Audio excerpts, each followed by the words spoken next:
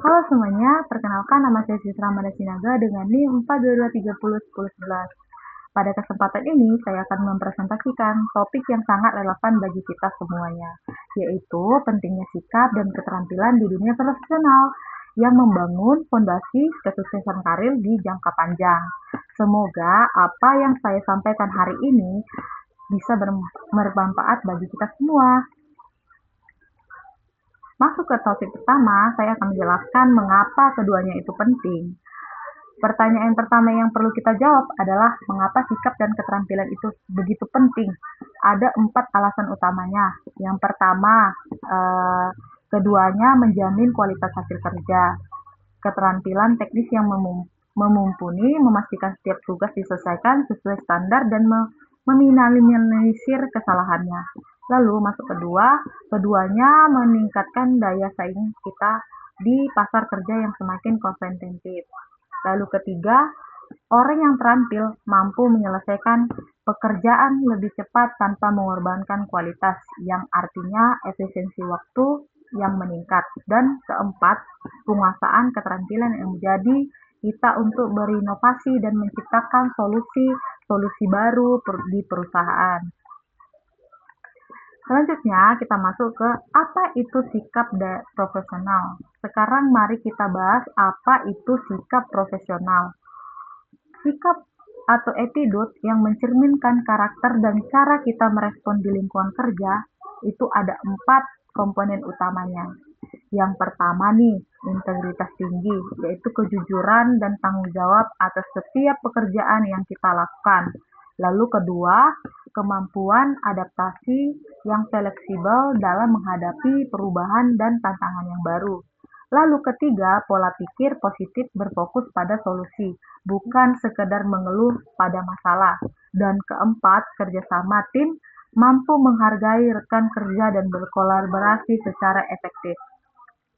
Selanjutnya, kita masuk ke topik pilar keterampilan yang utamanya. Selanjutnya ini kita mengenal 3 pilar keterampilan utama yang harus dimiliki seseorang yang profesional. Pilar pertama itu ada technical skill atau hard skill, yaitu pengetahuan teknis dan keahlian spesifik untuk melakukan pekerjaan tertentu seperti penguasaan alat, software, atau prosedur industri. Pilar kedua adalah interpersonal skill atau soft skill, yaitu kemampuan berinteraksi secara efektif dengan orang lain yang mencangkup komunikasi, empati, persuasi, dan resolusi konflik. Dan pilar yang ketiga adalah conceptual skill, kemampuan berpikir yang strategis, memecahkan masalah kompleks, serta melihat gambar besar dari sebuah bisnis atau proyek. Selanjutnya, mentalitas berkembang. Ada sebuah prinsip yang sangat terkenal di dunia profesional, yaitu hire for attitude, train for skill, yang artinya perusahaan-perusahaan modern saat ini lebih memprioritaskan kandidat yang memiliki sikap belajar yang baik dan kemampuan untuk terus berkembang. Mengapa nih?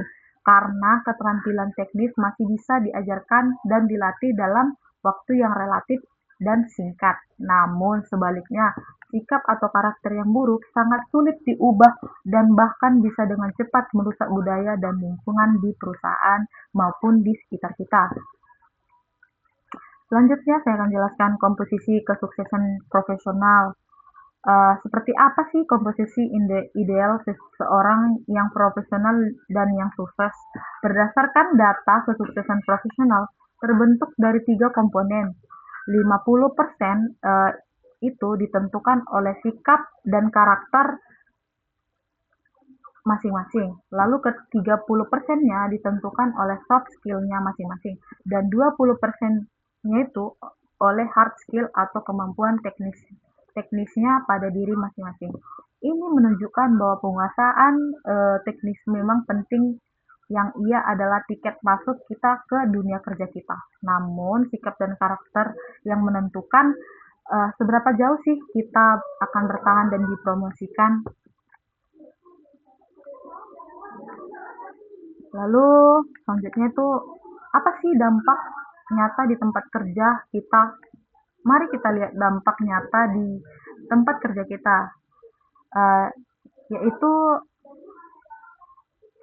individu dengan sikap positif uh, terbukti mampu meningkatkan moral dan motivasi tim, mudah diajak berkolaborasi, menerima kritikan dan masukan sebagai sarana untuk tumbuh lebih baik dan menjadi pendorong inovasi karena tidak takut untuk mencoba hal yang baru. Sebaliknya, seseorang yang memiliki keterampilan tinggi namun tanpa sikap yang baik justru rentan memicu uh, konflik ego sektoral yang tinggi, menyulitkan kerja di lintas divisi, sulit beradaptasi saat metode kerjanya yang diubah, dan bahkan bisa menjadi penghambat komunikasi dalam timnya. Baik, sebelum saya sampaikan kesimpulan akhir, uh, di sini kita bahas kesuksesan profesional tidak bisa dicapai hanya dengan satu aspek saja. Keterampilan adalah alat untuk menyelesaikan pekerjaan, sedangkan sikap adalah kunci untuk bertahan dan berkembang di lingkungan kerja. Komunikasi yang seimbang dari keduanya ini akan menciptakan nilai jual tertinggi bagi seorang profesional. Jadilah seseorang yang tidak hanya pintar secara teknis, tapi juga kuat secara karakternya. Terima kasih saya ucapkan, dan bila ada salah kata yang saya ucapkan, terima kasih.